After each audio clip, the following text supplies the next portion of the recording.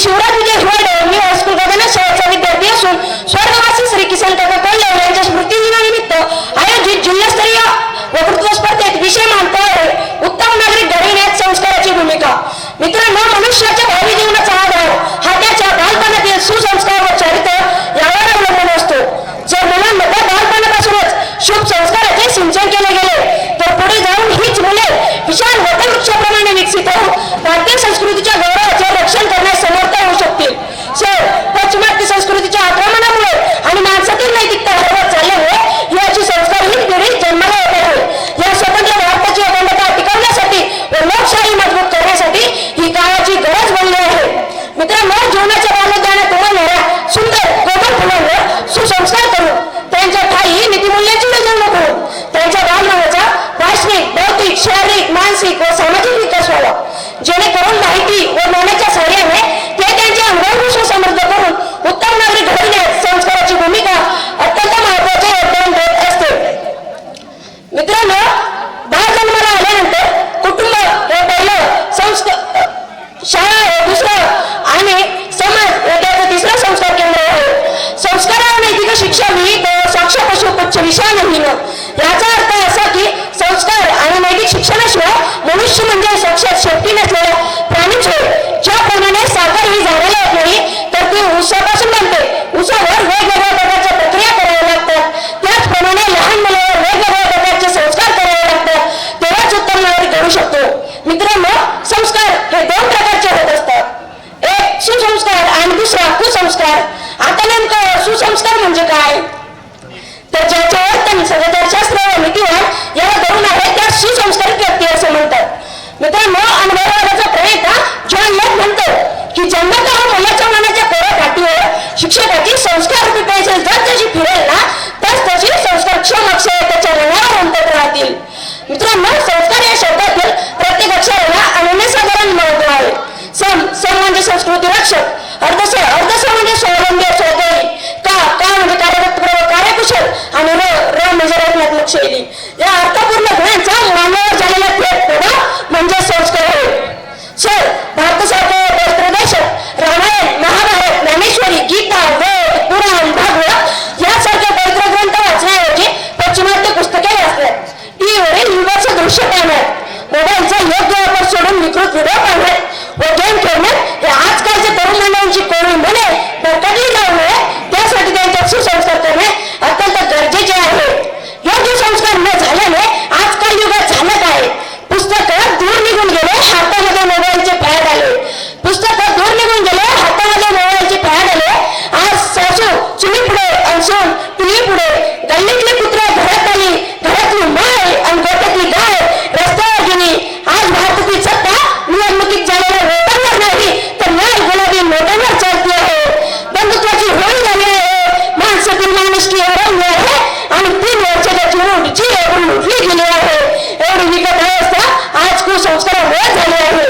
मित्रांनो, मूल हे आईच्या गर्भात असतानाच संस्कार हे सुरू होत असतात। याचे उदाहरण म्हणजे प्राचीन काळी ग्रामीण भागात गरज असणाऱ्या स्त्रिया धार्मिक पुस्तके वाचायला जायचे व तसे सुसंस्कार व्हायचे।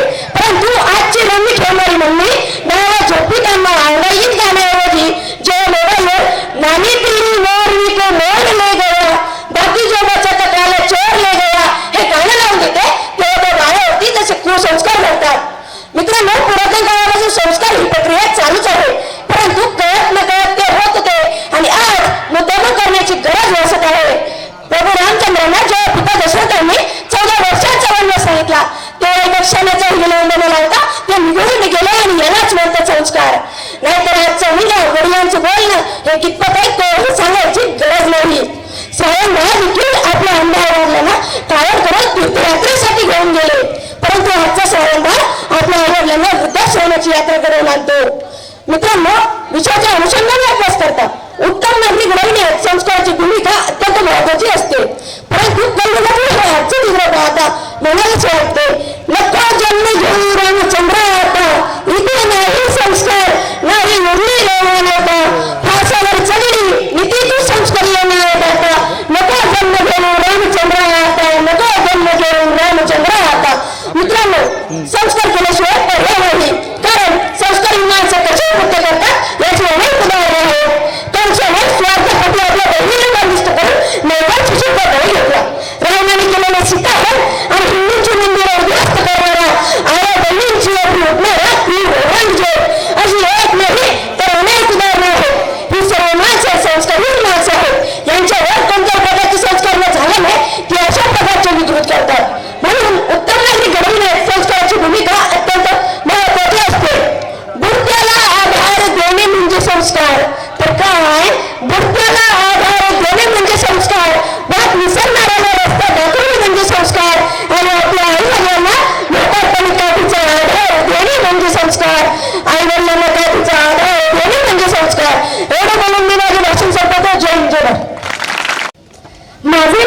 तेजश्री राजेंद्र तारडे आहे. माझा स्पर्धक क्रमांक आहे 7. माझ्या शाळेचे नाव सावित्रीबाई फुले कन्या विद्यालय कन्नड. मी इयत्ता 10वी अ मध्ये शिकते. अध्यक्ष महोदय, सर्व शिक्षक, माझे मित्र व मैत्रिणी आणि सुरुवातीच्या भाषणापासून ते अगदी शेवटच्या भाषणापर्यंत चाणक्षपणे परीक्षण करणारे परीक्षकगण, सर्वांनाच माझा नमस्कार. गरिबांची मुलं ही परिस्थितीमुळे मागे पडतात. गरिबांची मुलं ही गरिबीमुळे शिक्षण घेऊ शकत नाही. त्यांनी देखील पुढे जायला पाहिजे. किसन काका कोल्हे यांच्या असं लक्षात आलं की परिस्थितीमुळे त्यांना मागं पडावं लागतं. प्रत्येक मुलीने शिक्षण घ्यायलाच हवं. शिक्षण हा त्याचा हक्कच आहे आणि परिस्थितीमुळे ते मुळीच मागे पडायला नको असं किसन काका कोल्हे यांना नेहमी वाटायचं. म्हणून गरिबांची मुलं शिकावी म्हणून आनंदीबाई कोल्हे या शाळेची स्थापना झाली आणि त्यांचे विचार पुढे चालू ठेवण्यासाठी या शाळेने ठेवण्यात आलेल्या जिल्हास्तरीय वक्तृत्व स्पर्धेमध्ये मी माझा विषय मांडते. तो म्हणजे उत्तम नागरिक घडविण्यात संस्काराची भूमिका.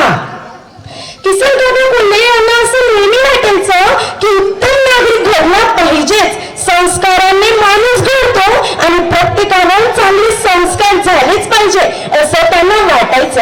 आणि मला देखील वाटतं की उत्तम नागरिक घडविण्यात संस्काराची भूमिका अत्यंत महत्वाची आहे. प्रत्येक मुलीवर चांगले संस्कार घडावे. संस्कारांनीच माणूस घडतो. संस्कार म्हणजे काय? संस्कार म्हणजे व्यक्तीच्या जीवनाला आकार देणाऱ्या चांगल्या सवयी. संस्कार म्हणजे व्यक्तीच्या चारित्र्याला सुंदर बनवणाऱ्या चांगल्या सवयी. आपले आज तर मित्रांमध्ये जे महान व्यक्ती घडून गेले, महान नेते घडून गेले, आपले छत्रपती शिवाजी महाराज घडले, डॉक्टर बाबासाहेब आंबेडकर घडले, साने गुरुजी घडले, ते फक्त आणि फक्त संस्कारांमुळेच घडले असं मला वाटतं. संस्कार म्हणजे रस्त्यावर कचरा टाकणे नव्हे, तर संस्कार म्हणजे रस्त्यावर कचरा न टाकणे व रस्त्यावरचा कचरा उचलणे हे म्हणजे संस्कार. संस्कार म्हणजे मुलींचा, स्त्रियांचा आदर करणे, वडीलधाऱ्यांचा, शिक्षकांचा आदर करणे. जसं की उदाहरणार्थ छत्रपती शिवाजी महाराज घडले. छत्रपती शिवाजी महाराज घडले कारण त्यांच्यावरती राष्ट्रमाता राजमाता जिजाऊंनी चांगले संस्कार केले. त्यांच्यावर स्वराज्याचे आणि न्यायाचे संस्कार केले. त्यामुळे छत्रपती शिवाजी महाराज घडले. संस्कारच असे होते की आपला राजा कधी वाईट व्यक्ती समोर झुकणार नव्हते. आपले राजे कधी वाईट व्यक्ती समोर झुकणार नव्हते आणि झुकले देखील नाही. आई बहिणीच्या अंगाला धक्का सुद्धा लागला ना तर त्याचे रक्त सांगल्याशिवाय राहणार नाही. हे संस्कार माझ्या, तुमच्या, आपल्या सर्वांच्या राष्ट्रमाता राजमाता जिजाऊंचे. असेच जर संस्कार प्रत्येक मुलीवर आणि प्रत्येक मुलावर केले तर नक्कीच आपला देश प्रगती करू शकतो आणि एक चांगला व्यक्ती घडू शकतो असं मला वाटतं. जन्माला आलेलं बाळ म्हणजे कोरा कागद असतो. जन्माला आलेलं बाळ म्हणजे कोरा कागद असतो. ज्याप्रमाणे त्याच्यावर संस्कार घडते त्याप्रमाणेच तो घडतो असं काही मला वाटतं. जसे बीज पेरले तसेच फळ मिळते. जसे बीज पेरले तसेच फळ मिळते आणि ज्याप्रमाणे व्यक्तीला संस्कार मिळतात त्याप्रमाणे व्यक्तिमत्व घडते असं मला वाटतं. साने गुरुजींनी श्यामच्या आईमधून आपल्याला संस्काराचे महत्त्व शिकवले. संस्कार म्हणजे स्त्रियांचा आदर करणे, मोठ्यांचा आदर करणे, शिक्षकांचा आदर करणे, आईवडिलांचा आदर करणे आणि प्रत्येक व्यक्तीवर चांगले संस्कार झालेच पाहिजे असं मला वाटतं. आत्ताच उदाहरण घ्या. आपले अजितदादा पवार वारले त्यावेळेस आपल्या देशावर अख्खा दुःखाचा डोंगर दिसावा. कशामुळे? कारण त्यांनी प्रत्येकाचं चांगलं केलं असेल त्याचमुळे प्रत्येकाच्या डोळ्यात त्यांच्यासाठी अश्रू आले असतील आणि त्याच्या मागचं कारण देखील संस्कार आहे. कारण जर त्यांच्यावर चांगले संस्कार नसते तर त्यांनी कुणाचं चांगलं केलं नसतं, परंतु त्यांनी चांगलं केलं त्याचं कारण देखील संस्कार आहे. आता या शाळेचं जर या शाळेची स्थापना झाली. किसन काका कोल्हे यांनी या शाळेची स्थापना गरिबांची मुलं शिकून पुढे झाली. परिस्थितीमुळे मुळीच मागे पडायला नको म्हणून या शाळेची स्थापना केली. जर त्यांना वाटलं असतं की आपण शाळेच्या शिक्षणासाठी एवढा पैसा खर्च करतो त्या पैशाने आपण स्वतःची हौसमौस पूर्ण करूया, परंतु त्यांनी तसं केलं नाही तर गरिबांची मुलं शिकावी म्हणून या शाळेची स्थापना केली. का? कारण त्यांच्यावर देखील चांगले संस्कारच असतील आणि त्यांचे विचार पुढे चालू ठेवण्यासाठी ही वक्तृत्व स्पर्धा कोळी कुटुंब आजवर चालू ठेवली आहे आणि यापुढे चालू ठेवणार. त्याच्या मागचं कारण देखील संस्कारच आहे असं मला वाटतं. संस्कारांनीच माणूस घडतो. जसे बीज पेरले तसेच फळ मिळते, जसे बीज पेरले तसेच फळ मिळते आणि ज्याप्रमाणे व्यक्तीवर संस्कार केले तसे व्यक्तिमत्व घडते. एवढे बोलून मी माझी 2 शब्द संपवते. जय हिंद, जय भारत. सन्मान्य व्यासपीठ उपस्थित सर्व मान्यवर आणि इथे असलेले आदरणीय परीक्षकगण आणि माझ्या मित्र मैत्रिणींनो, मी समृद्धी शिवराम डोके. सर्वांना माझा नमस्कार. श्री छत्रपतींच्या शिवाजी महाराजांच्या पदस्पर्शाने पावन झालेली माती आणि संतांची भूमी म्हणून ओळखल्या जाणाऱ्या महाराष्ट्रातल्या माझ्या बंधू आणि भगिनींनो, आज मी ज्या विषयावर बोलणार आहे त्या कुठल्या भाषणाचा विषय नाही, तर तो आहे अनेक घरांचे दुःख, अनेक आई-वडिलांचे अश्रू आणि अनेक तरुणांची हरवलेली स्वप्ने. त्याचा विषय आहे नशेच्या आहारी जात असलेली तरुणाई. मित्रांनो, आपला भारत देश हा एक तरुण देश म्हणून ओळखला जातो. भारताकडे एक तरुण देश म्हणून पाहिलं जातं. परंतु जेव्हा ह्याच भारतात आई-वडील आपल्या मुलांसाठी स्वप्ने पाहतात, माझा मुलगा मोठा अधिकारी होईल, माझी मुलगी नाव कमावेल आणि अचानक ते स्वप्न बुडीच मिळते, कारण तो मुलगा किंवा ती मुलगी व्यसनाच्या अंधारात हरवलेली असते.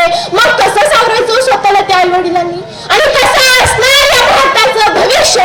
काजू बदाम सोडून आता गुटखा प्रसिद्ध झाला. काजू बदाम सोडून आता गुटखा प्रसिद्ध झाला. अजय, अक्षय, शाहरुख सुद्धा विमलच खा म्हणाला. बंद झाल्या शिक्षण जाहिराती, बंद झाल्या शिक्षण जाहिराती, जुगार प्रसिद्ध झाला. हिंदी, मराठी कलाकार सुद्धा रमीज खेळ म्हणाला. जॅकी सुद्धा गायच्या खातो तोही तेच म्हणाला. जंगली रमी पे आओ ना महाराज डायलॉग हाही फेमस झाला. गुटख्यामुळे धारीवाल सुद्धा इतका श्रीमंत झाला. गुटख्यामुळे धारीवाल सुद्धा इतका श्रीमंत झाला. परंतु या व्यसनामुळे भारताचा तरुण मात्र वाया गेला. परंतु या व्यसनामुळे भारताचा तरुण मात्र वाया गेला. व्यसन आयुष्य मोकळे जाते, मन अस्वस्थ होते, शरीर कमकुवत होते, आई-वडिलांचा विश्वास करतो आणि शेवटी तरुण स्वतःलाच हरवून बसतो. मित्रांनो, छत्रपती शिवाजी महाराजांनी अनेक लढाया जिंकल्या आणि स्वराज्याचे तोरण बांधले. परंतु ते निर्व्यसनी होते म्हणून त्यांनी लहान असतानाच रायरेश्वराच्या मंदिर स्वतःच्या रक्ताचा अभिषेक करून हिंदवी स्वराज्याची शपथ घेतली. आणि आत्ताचे तरुण लहान असताना सोडच हो, पण तारुण्यात सुद्धा ते समाजाची सेवा करू शकत नाही. आत्ताचे तरुण हर हर महादेव म्हणण्याऐवजी नशेत धुंद होऊन म्हणतात, आवाज वाढवती जीवाला तुला तुझ्या आईची शपथ आहे. ही गंभीर परिस्थिती आज या महाराष्ट्राची झाली. आम्हाला सर्वात काम घालत महादेव उठावा. रायगडाच्या पायऱ्याच्या डाव्या या अंत करण्यापूर्वी मनातून माझ्या राजाला स्थान करणारी सांगावं, विचारावं की राजा कशी पकडली बलकट घालून तलवार. राजा, हा तुमचा मावळा जहाचा काम उचलताना हात थरथर कापतोय. राजा, तुम्ही राज्य वेळे स्वराज्य वेळे होतात. राजा, हा तुमचा मावळा पाण्याची तहान पिऊन भागवतोय. राजा, बघा या महाराष्ट्राची परिस्थिती काय झाली. असा एखादा प्रश्न मनाला पडतो ना. त्याने नुकतेच काही दिवसांपूर्वी एका कॉलेजमध्ये काव्य संमेलन ऐकण्यासाठी गेले होते. त्या ठिकाणी ते काव्य संमेलन ऐकत असताना आमच्या 14 ते 20 वयोगटातली पोरं कविता सांगायला येत होती आणि कविता सांगून परत जात होती. त्यातलंच एक 15 ते 20 वयोगटातलं पोरगं कविता सांगायला आलं आणि त्याच्या कवितेचं नाव होतं प्रेमाला उठला नाही. आमच्या पोराने कविता सांगायला सुरुवात केली आणि आमच्या पोराच्या डोक्यात एकच, प्रेमाला उठणार नाही, उठण्याला साखर नाही, साखरेला ऊस नाही, ऊसाला पाणी नाही, पाण्याला पंप नाही, पंपाला वीज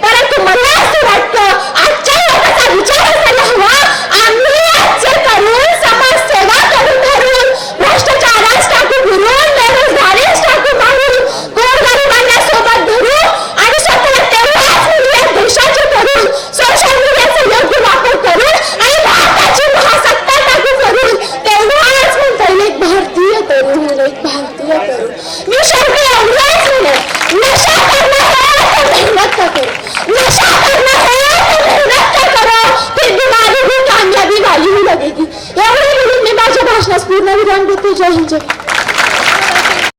जिजाऊंच्या संस्काराचा, शिवरायांच्या विचाराचा आणि शंभूराजांच्या पराक्रमाचा साक्षीदार म्हणजे महाराष्ट्र. शाहूच्या पुढे बाबासाहेबांच्या नीतीचा, अण्णाभाऊ साठे यांचा आणि महात्मा फुलेंच्या क्रांतीचा वारसदार म्हणजे महाराष्ट्र. कष्टकरी शेतकऱ्यांचा, गुंडग्या दलितांचा, 109 हुतात्म्याच्या बलिदानाचा आणि दिल्लीच्या तख्त्याला जाऊन फोडणाऱ्या माझ्या जिगरबाज मावळ्यांचा माझा महाराष्ट्र. अशा प्रकारे महाराष्ट्राच्या पवित्र मातीला वंदन करून मी माझ्या भाषणाला सुरुवात करते. मित्रांनो, मी आज नदीच्या आहारी जात असलेली तरुणाई याबद्दल आपले विचार मांडणार आहे. अगोदर आपण या विषयाची पार्श्वभूमी समजून घेऊया. हा विषय आयोजकांनी काय निवडला असेल, काय गरज वाटली असेल हा विषय घेण्याची? माझ्या मते यामध्ये बरेचसे कारणे आहेत. त्यामध्ये आजचा व्यसनी झालेला तरुण, सोशल मीडियाच्या आहारी गेलेला तरुण, बापापेक्षा नेत्याला मोठं मानणारा तरुण, आज शाळा सुरू कट्ट्यावर बसलेला तरुण, स्वतःचं काही स्टेटस नसताना मोबाईलवर स्टेटस ठेवणारे तरुण असे, शेती विकली बापाची, गाडी घेतली आप्पाची असे बापाची जीवावर विष करणारी अवलाद असे. आजचे तरुण जितका काय होत नाही तितके फोनचे फोटो करून वाव करतात. अशा भरकटलेल्या तरुणांना, व्यसनाच्या आहारी गेलेल्या तरुणांना जागू करण्यासाठी आयोजकांनी हा विषय निवडला असे मला वाटते. त्यांनी हा विषय निवडला याबद्दल मी त्यांचे आभार व्यक्त करते. काजू बदाम सोडून आता गुटखा प्रसिद्ध झाला. अजयशी शाहरुख सुद्धा धुमलच खा म्हणाला. बंगाली शिक्षण जाहिरातीत जुगार प्रसिद्ध झाला. हिंदी मराठी कलाकार सुद्धा रमीच खेळा म्हणाला. जॅकी सुद्धा गायचं खोटू, जॅकी सुद्धा गायचं खोटू तेच म्हणाला. जंगली रमी गाय नाराज डायला फेमस झाला. कुठच्यामुळे भांडवाली सुद्धा इतका श्रीमंत झाला. पण या व्यसनामुळे भारताचा तरुण मात्र वाया गेला. भारताचा तरुण मात्र वाया गेला. तरुणांनी आता तर निर्लज्जपणाच्या सर्व सीमाच त्यागलाय. आता ते म्हणायला लागले बिहारमुळे सर्दी खोकला जातो म्हणून, तर दुसरीकडे म्हणतो की बिहारमुळे तब्येत देखील सुधारते. अरे काय बाबा तुझा हा फालतूपणा? जर खरंच दारूमुळे सर्दी खोकला गेला असता तर सरकारने आपण दारूची फुकट कमी म्हटलं असतं. आणि जर खरंच दारूमुळे तब्येत सुधारली असती तर दारू पिणाऱ्यांनी आपल्या आईला, बापाला, पोरांना, बाळांना दारूच का मारली असती. आणि जर स्टँडर्ड म्हणतो तर सचिन तेंडुलकर 5 कोटी काय अगदी 100 कोटी मिळून दारूची जाहिरात करण्यास नाही का म्हणतो. हे सगळं खूप काही समजून घ्यायची गरज आहे. आमच्या ओळखीचे नाते काम करणारे काका आहेत, त्यांना बरोबर आतमध्ये टाकल्याशिवाय होत नाही. मी त्यांना विचारले काय काका का घेतात, ते मला उत्तर देत झाले जोपर्यंत घेत नाही तोपर्यंत कामच होत नाही म्हणे. आणि रात्री झोपच लागत नाही म्हणे. रात्री झोप यावी म्हणून एक गोट घ्यावा लागतो. का? त्यांच्या बायकोनेच तुझ्यासोबत काम करायला त्या गोट घेत नाही. मग त्यांना रात्रभर झोप लागत नाही का? हा काय फालतूपणा लागला आजच्या युवकांनी. आणि यांच्याकडून अपेक्षा करतो ते शिवरायांच्या स्वराज्याची. कोटी शिवरायांची मावळे, शिवरायांची मावळे सकाळी उठत धावत सुटे, प्राणपणे पण पिछे नाही येते. आणि आजच्या आमचे मुलगा मावळे उशिरा उठे, अड्ड्यावर सुटे, बाटली उठे पण पिछे नाही येते. आज शब्द बोलताना माझा आवाज थरथरतो आहे, कारण ही गोष्ट भाषणासाठी नाही, ही गोष्ट आईच्या खुशीतून निसटलेल्या स्वप्नांची आहे. रात्री उशिरा दार उडत आई धावत होते, डोळ्यात आशा, ओटांवर भीती. बाळा तू आहेस ना? पण समोर उभा असतो तोच मुलगा, डोळ्यात रिकामे पण, श्वासात व्यसनाचा वास आणि चेहऱ्यावर अनोळखी शांतता. आईच्या हातात दुधाची माळ, वडिलांच्या हातात जुनं प्रमाणपत्र, घराच्या भिंतीवर मुलाचा बालपणीचा फोटो, सगळं फक्त मुलगा ठरवलेला आहे. ज्याला अंगात खेळताना पाहून आई हसायची, ज्याच्या यशासाठी वडील घाम गावायचे, तोच मुलगा आज आमच्या नजरेला नजर मिळू शकत नाही. व्यसन हे नशन आहे साहेबांनी, व्यसन हे नशन आहे साहेबांनो. त्या आईच्या डोळ्यातील अश्रू आहे, वडिलांच्या छातीतील वेदना आहे, आणि त्या घरातली कधी न मिळणारी शांतता आहे. आई सकाळी उठली, घरचं सर्व आवरून आलं. काय रात्री दारू पिऊन पूर्ण झालेला मुलगा अजूनही झोपितो, काय उठला नाही म्हणून आई त्याला उठवण्यासाठी जाते. त्याला आवाज देतो, बाळा उठणार रे, बाळा उठणार रे. पण तू पोरगं काय उठलं नाही. शेवटी राहिलं होते, तिला आवाज देते पण पोरगं काय उठलं नाही. त्याच्या बापाला बोलवते, अहो लवकर या, आपल्या बाळ झोपेतून उठतच नाही. बापाने पोराकडे पाहिलं आणि त्याला कळलं की आपल्या पोरगा त्या जगात राहिले. त्याने आपल्या बायकोला सांगितलं, आपल्या पोरगाला दारूने असं निद्रिस्त झाले की त्यात कधीच उठू शकत नाही. काय वाटलं असेल त्या बापाला याचा विचार करा. ज्या वेळामध्ये पोराने बापाचा आधार राहिला होता त्या बापाला पोराला तिंडी लागायला लागतो. किती भयानक आहे आज ही परिस्थिती आपल्याला सगळीकडे दिसते. मित्रांनो, व्यसनाने माणसाला मारत नसतं, ते आई वडिलांना दररोज जिवंत जाळतं. आज एक वेळ आहे, एक वेळ मागे टाका, एक आई म्हणून हात मारा, कारण कदाचित ती आई आज शेवटची प्रार्थना करत असेल. चला एका आईच्या डोळ्यातील अश्रू पाणवूया, एका वडिलाची मान उच्च करूया आणि आजच्या व्यसनाधीन तरुणाला पुन्हा माणूस बनवूया. धन्यवाद. किशोर काका केले यांच्या प्रतिमेचे पूजन करावे. जपो वारसा संस्कृतीचा दिवा वाटीला.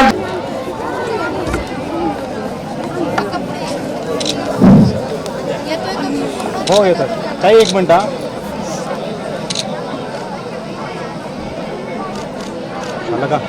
आहे मी आमचे मार्गदर्शक माननीय संतोष गोखले यांना अशी विनंती करते की आपण कार्यक्रमाचे अपडेट.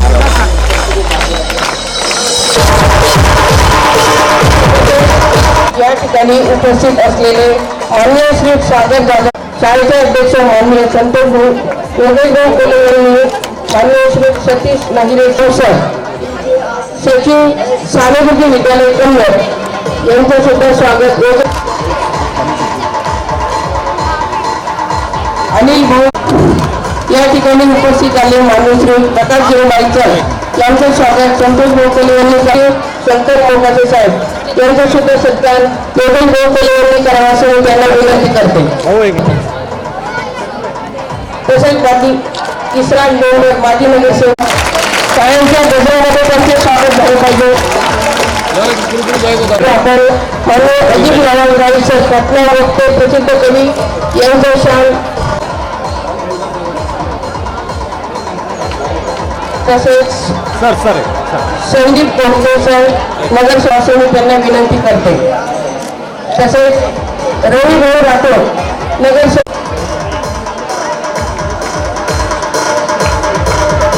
आजीबाई शाळेच्या मुख्याध्यापिका डॉक्टर मॅडम यांचं सुद्धा स्वागत अशी मी त्यांना विनंती करते.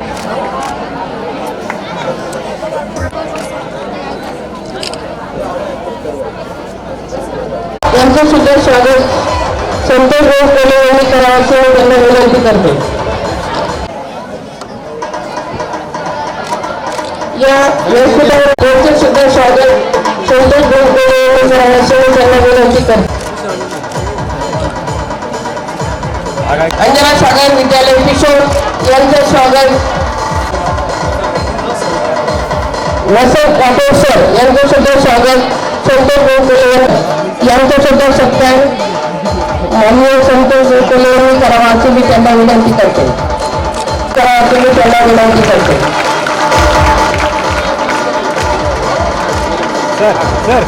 या भूमी परीक्षिका दक्षताताई ठाकरे तसेच रुपालीताई दिलीप थोरात यांना सुद्धा विनंती की आपण सर्व व्यासपीठावर विनंती करतो की आपण परीक्षकांचा सत्कार करावा.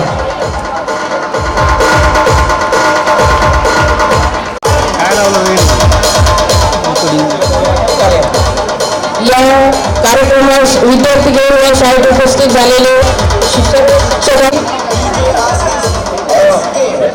डीपी चौधरी सर, कन्नड काकासाहेब देशमुख विद्यालय, शिरसाट सर, कन्नड काकासाहेब देशमुख विद्यालय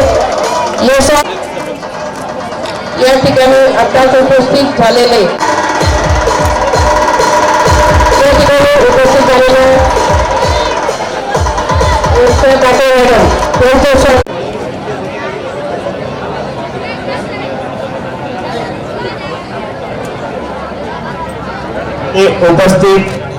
शिवनगर कन्नड.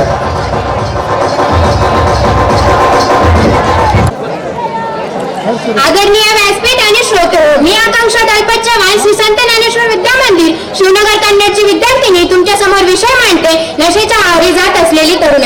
रक्त हवे असेल तर ते वाहिन्यांमध्ये नव्हे तर ते कर्तृत्वात हवे. पण आज काय होतंय, आजच्या तरुणाईच्या वाहिन्यांमध्ये रक्ताऐवजी नशेचं विष धावते. तुझी मशाल असायला हवी होती, त्या हातांमध्ये सिगरेटचा धूर आहे. ज्या डोळ्यांमध्ये उद्याच्या महासत्याचं स्वप्न असायला हवं होतं, तेच डोळे आज नशेच्या धुंदीत लाल झाले आहे. मित्रांनो, तरुणाई म्हणजे काय? तरुणाई म्हणजे केवळ रक्ताच्या सहसाने नव्हे तर तरुणाई म्हणजे शून्यातून विश्व निर्माण करण्याची जिद्द. तरुणाई म्हणजे वादळाला थोपवण्याची ताकद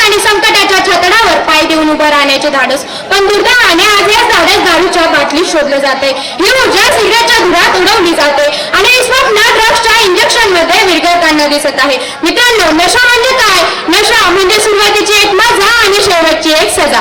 नशा फक्त बाटलीत नसते, ती आज पुढीत आली, इंजेक्शन मध्ये आली आणि सगळ्यात भयानक म्हणजे नशा तुमच्या खिशामधल्या मोबाईल मध्ये शिरली. तरुण म्हणतो, मी फक्त एकदाच ट्राय करतो, पण तो एकदा तुमच्या आयुष्याचा शेवटचा चान्स असू शकतो. लक्षात ठेवा, पाशात पडण्यासाठी एक क्षणही पुरेसा असतो, पण त्यातून बाहेर पडण्यासाठी पूर्ण आयुष्य अपुरं पडतं.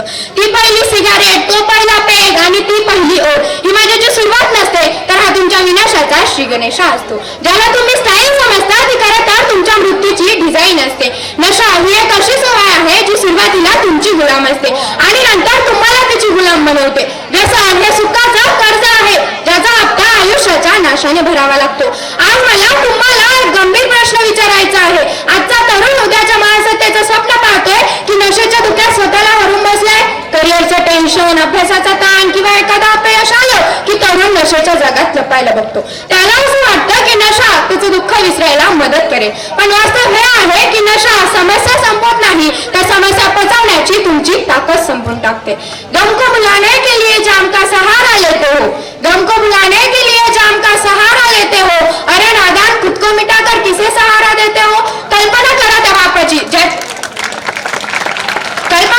बापाची ज्याची स्वतःची फाटकी बनार असून सुद्धा त्याने मुलाला कॉलेजला पाठवले आणि जेव्हा तोच मुलगा नशेत धुंद होऊन गटारात पडलेला दिसतो, तेव्हा त्या बापाच्या काळजाचे किती तुकडे होत असतील. त्या आईचं काय, जिची स्वप्न तिच्या मुलाच्या नशेच्या आगीत जळून राख झाली. धिक्कार असो अशा तरुणाईचा जी स्वतःच्या घराला आग लावून नशेची ऊब घेते. तुमची नशा फक्त तुम्हाला मारत नाही, तर तुमच्या संपूर्ण कुटुंबाला जिवंतपणे जाळते. जेव्हा एखादा तरुण नशेत रस्त्यावर पडलेला असतो, तेव्हा ते फक्त एक शरीर नसतं, तर त्या घराची उद्ध्वस्त झालेली आशा असते. आई वडिलांच्या कष्टाच्या कामाचा सन्मान करता येत नसेल तर किमान त्यांच्या डोळ्यातून अश्रू तरी आणू नका. आईच्या गळ्यातलं मंगळसूत्रही जेव्हा सुटत नाही, बापाच्या औषधाचे पैसे सोडताना हात थरथरत नाही, तेव्हा समजून जा की नशा घरात शिरली आहे. माणुसकीची तिथे आता फक्त राख उरली आहे. ज्या घराला सुखाचे स्वप्न पडायचे कधी काळी, तिथे आता फक्त दारिद्र्य आणि शिव्यांची लाखोळी. विज्ञानाच्या भाषेत सांगायचं झालं तर नशा तुमच्या डोक्याशी खेळते. तुमचा मेंदू गुलाम होतो. ज्या यकृताने तुमचं शरीर सांभाळायचं तेच यकृत सोडून जातं. स्मरणशक्तीचा पाला पाचोळा होतो. तरुण मुलगा जेव्हा आरशात बघतो तेव्हा त्याला स्वतःचा चेहरा नाही तर एक जिवंत प्रेत दिसू लागतं. ज्यांच्या रक्तात शिवरायांचा स्वाभिमान सळसळतोय, ज्यांच्या डोळ्यात भगतसिंगांच्या क्रांतीचे स्वप्न आहे आणि ज्यांच्या विचारात डॉक्टर बाबासाहेब आंबेडकरांची प्रगत आशा आहे, अशा महापुरुषांचा वारसा सांगणाऱ्यांना व्यसनाची गुलामगिरी शोभत नाही. नशेच्या विख्यात अडकून स्वतःचा आणि या महान परंपरेचा अपमान करणं आता तरी थांबवा. परिवर्तन म्हणजे केवळ व्यसन सोडणे नव्हे, तर गमावलेला सन्मान पुन्हा मिळवणे होय. परिवर्तनाची ताकद ज्या दिवशी तुमच्या रक्तात सळसळेल त्या दिवशी तुम्हाला कुठल्याच व्यसनाची गरज भासणार नाही. तुमच्या मृत्यूवर जेव्हा लोक अश्रू डाळण्याऐवजी व्यसनामुळे मेला असं म्हणतील, तेव्हा समजून जा की तुम्ही आयुष्य जगलातच नाही. परिवर्तनाची हीच ती वेळ आहे. तुमच्या पाल्याच्या हातात महागडा मोबाईल देण्यापेक्षा त्यांना तुमचा थोडा वेळ द्या. मुलांशी इतकी मैत्री करा की मनातले दुःख कमी करण्यासाठी त्यांना व्यसनाचा आधार घ्यावा लागणार नाही.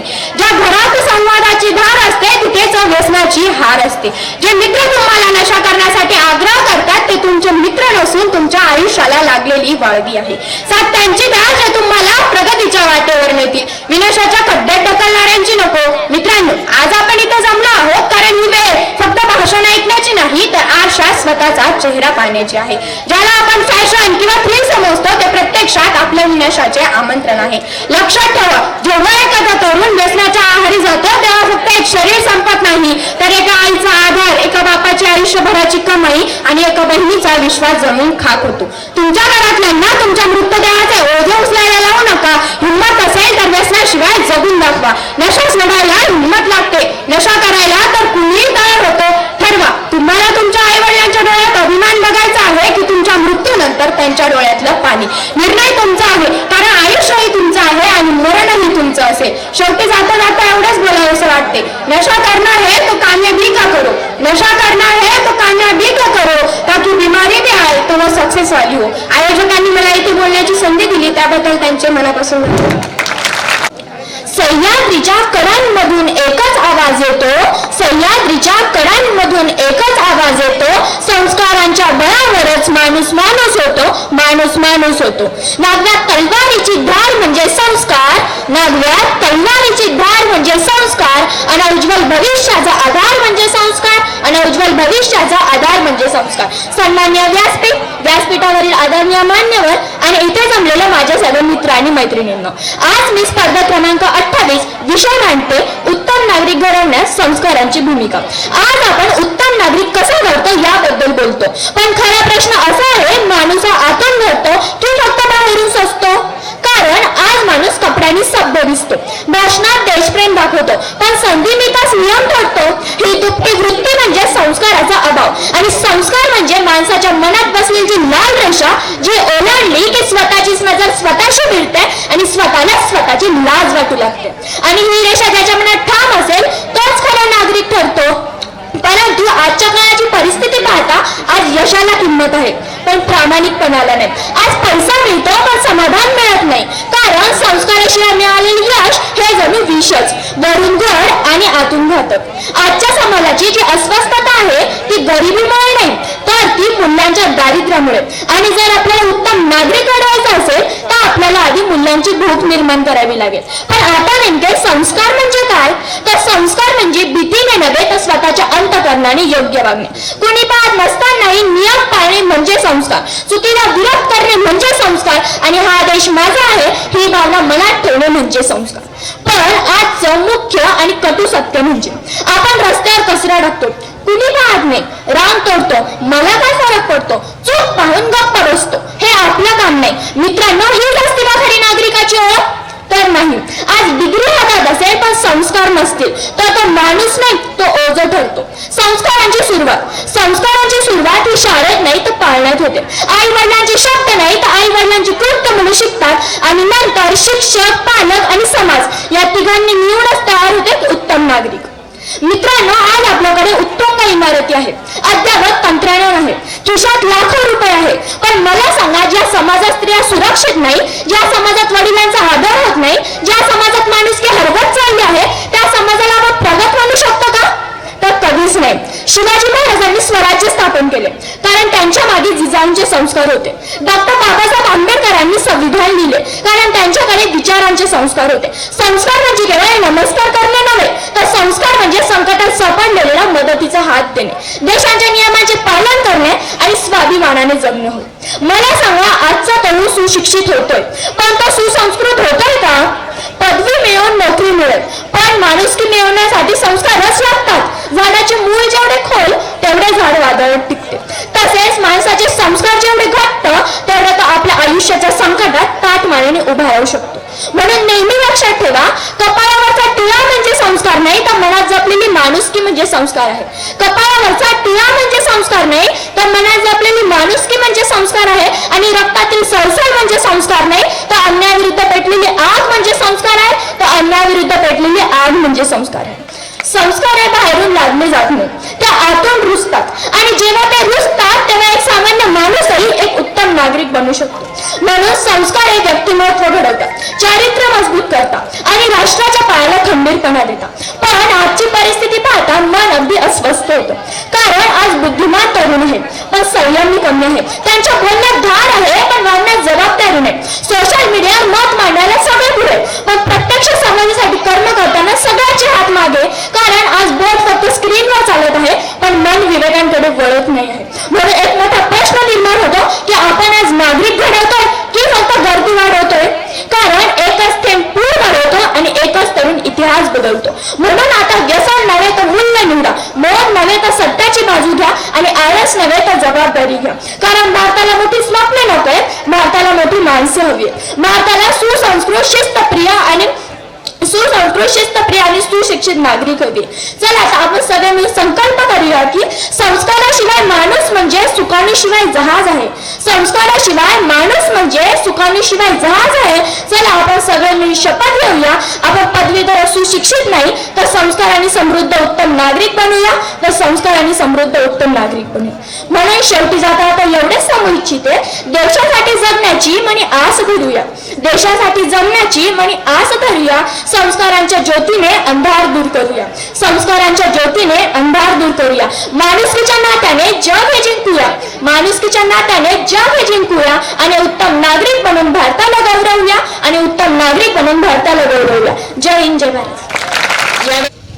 नमस्कार मान्यवर व अध्यक्ष, इथे जमलेल्या सर्व माझ्या प्रिय मित्र मैत्रिणींनो, आज मी अशा विषयावर बोलणार आहे जो केवळ शब्दांनी नव्हे तर शेतकऱ्यांच्या अश्रूंनी लिहिलेला आहे, तो म्हणजे ओला दुष्काळ. मित्रांनो, दुष्काळ म्हटलं की पाणी नाही अशी परिस्थिती आपण समजतो, परंतु ओला दुष्काळ म्हणजे अतिवृष्टीमुळे शेतात पाणी आणि शेतकऱ्याच्या आयुष्यात मात्र अंधार.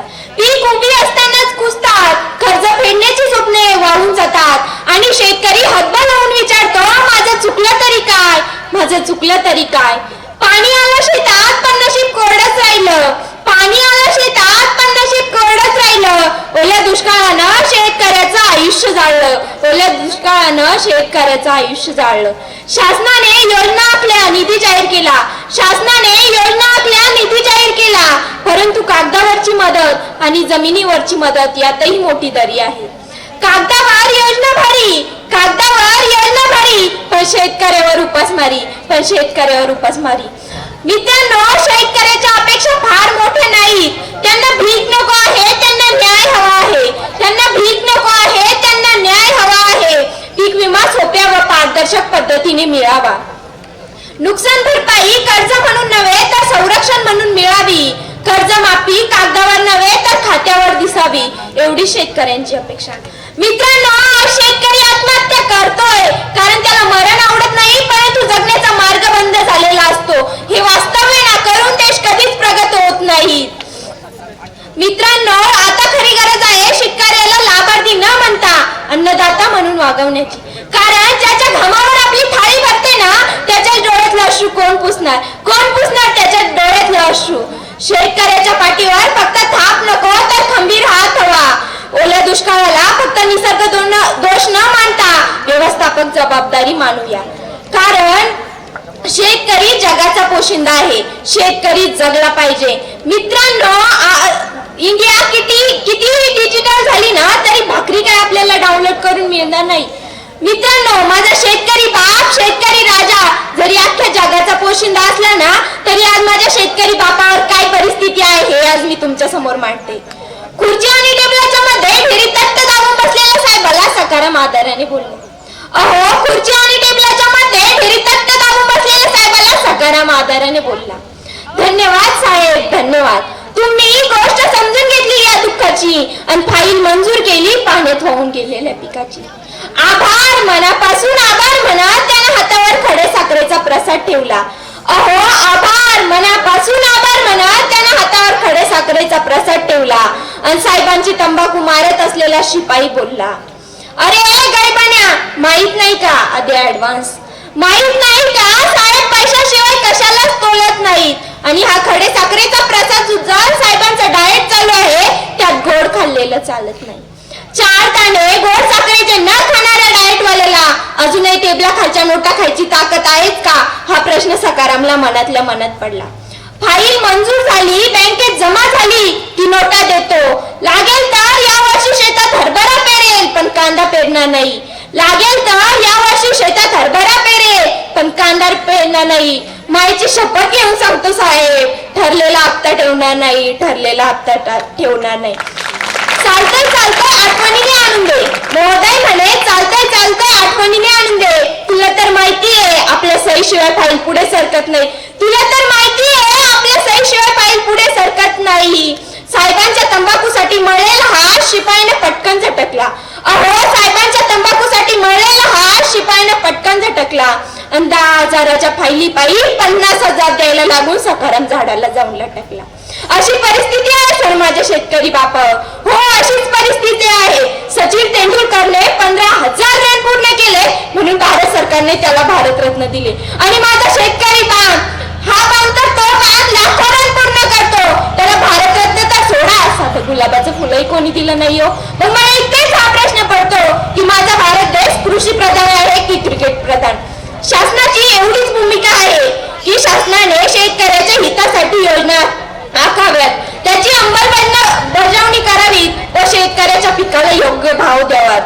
सक्षम शासन समर्थ शेतकरी, सक्षम शासन समर्थ शेतकरी, शेतकरी सुखी तर देश समृद्ध, शेतकरी सुखी तर देश समृद्ध या सर्व घोषणा न राहता त्या आचरणात आणाव्या एवढी शेतकऱ्यांची अपेक्षा. धन्यवाद. संस्कार घडविता माणसाला महान, संस्कार घडविता माणसाला महान, विचार वर्तन ठेवते सन्मान, ज्ञानाबरोबर नम्रता धरा, ज्ञानाबरोबर नम्रता धरा, संस्कारांनीच जीवन सुंदर करा, संस्कारांनीच जीवन सुंदर करा. यावरून तुम्हाला माझा विषय नक्कीच समजला असेल. नमस्कार, मी काशीनाथराव जाधव पाटील विद्यालयाची इयत्ता 7वीची विद्यार्थिनी तनुजा गजेंद्र पाटील आपल्यासमोर विषय मांडते, उत्तम नागरिक घडवण्यासाठी संस्कारांची भूमिका. मित्रांनो, घर मोठं असणं, हातात पैसे असणं आणि महागडा मोबाईल घेऊन फिरणं हे सगळं ठीक आहे, पण ज्याच्याकडे संस्कार नाहीत ना तो माणूस आतूनच गरीब राहतो. पण नक्कीच संस्कार म्हणजे काय? संस्कार म्हणजे थोड्या मोठ्यांचा आदर, संस्कार म्हणजे माणुसकी, संस्कार म्हणजे प्रामाणिकपणा आणि संस्कार म्हणजेच कष्ट. पण आजच्या या वेगवान दुनियेत आपण आपले संस्कार हरवत चालले आहोत. आपण आपले संस्कार हरवत चालले आहोत. किसी ने क्या खूब कहा है कि बोली बता देती है व्यवहार कैसा है, बोली बता देती है व्यवहार कैसा है, और संस्कार बता देते हैं कि परिवार कैसा है, और संस्कार बता देते हैं कि परिवार कैसा है. संस्कार म्हणजे गुणांचा गुणाकार आणि दोषांचा भागाकार होय. गुणांचा गुणाकार म्हणजे आपल्यातील गुण वाढविणे आणि दोषांचा भागाकार म्हणजे आपल्यातील दोष कमी करणे. अच्छे संस्कार मोल से नहीं परिवार के माहौल से मिलते हैं. पूर्वी एकत्र कुटुंब पद्धती होत्या. लहान सर्वजण एकत्र असायचे, लहान व्यक्ती मोठ्यांचा आदर करायचे आणि हे बघूनच लहान मुलंही करायची. पण आजची परिस्थिती काय झाली आहे? हम दो हमारे दो और बूढ़ा बूढ़ा वृद्धाश्रम में भेज दो. यामुळे दिवसेंदिवस वृद्धाश्रमांची संख्या वाढत चालली आहे. आता मी तुम्हाला संस्कारावर एक छोटीशी कथा सांगू इच्छिते. एक गरीब शेतकरी आणि त्याचा मुलगा बाजाराला जात होते. रस्त्याने त्यांना जाता जाता एक सोन्याने भरलेली पिशवी सापडली. मुलगा लगेच म्हणाला, बाबा आपण श्रीमंत झालो. पण वडील शांतपणे म्हणाले, बेटा जे आपले नसतं ते आपल्यासाठी शाप असतं बरे का. ती पिशवी त्यांनी गावात परत दिली. ती एका व्यापाऱ्याची होती. तो व्यापारी इतका खर्चला की त्याने त्या मुलाचा शिक्षणाचा खर्च उचलला. यावरून एक समजतं, सोनं नाकारलं पण संस्कार जिंकले आणि आयुष्यही उजळलं. मित्रांनो, जेव्हा छत्रपती शिवाजी महाराज यांच्या समोर सुभेदारांची सून ही नजराणा म्हणून आली होती, तेव्हा छत्रपती शिवाजी महाराज म्हणाले, अशीच आमची आई असती सुंदर रूपवती, आम्ही सुंदर झालो असतो. बदले श्री छत्रपती, बदले श्री छत्रपती. छत्रपती शिवाजी महाराज, छत्रपती शिवाजी महाराज यांना परस्त्री या आपल्या माता बहिणी समान होत्या आणि हे संस्कार आपल्याला राजांच्या कुटुंबातून मिळतात. मित्रांनो, मध्यंतरी पुष्पा 2 नावाचा पिक्चर येऊन गेला. यातील झुकेगा नहीं साला हा डायलॉग ऐकल्यावर आपल्याला बरं वाटलं, पण तो झुकेगा नहीं साला म्हणणारा तो पुष्पा आज तुमचा आदर्श असेल की नाही मला माहित नाही. पण वयाच्या 32व्या वर्षी डोक्याच्या केसापासून तर पायाच्या नखापर्यंत डोळ्यातले डोळे मृगाच्या राजाने काढून या मातीला रक्ताचा अभिषेक घातला आणि औरंगजेबासमोर उभं राहून झुकेगा नाही म्हणत त्या औरंगजेबाला त्याची अवकात दाखवली ना, तो सर्जा छत्रपती संभाजी राजा आज तुमचा आदर्श असला पाहिजे. मित्रांनो, जसं संस्कृतही म्हणतो बघा, संस्कार ही मनुष्याचे भूषण. संस्कार हेच माणसाचं खरं सौंदर्य आहे. पण या युगात, याच्या आधुनिक युगात आपण हे संस्कार हरवत चालले आहोत. म्हणून पुन्हा एकदा आठवा, संस्कृतच म्हणतं, संस्कृत विनाश राष्ट्र विनश्यती. संस्कार हरवले तर आपली ओळखही हरवली. शेवटी जाता जाता मी एक छोटीशी कविता म्हणू इच्छिते. माँ की लोरी से पिता की सीख तक, माँ की लोरी से पिता की सीख तक, हर सांस में बस जाते हैं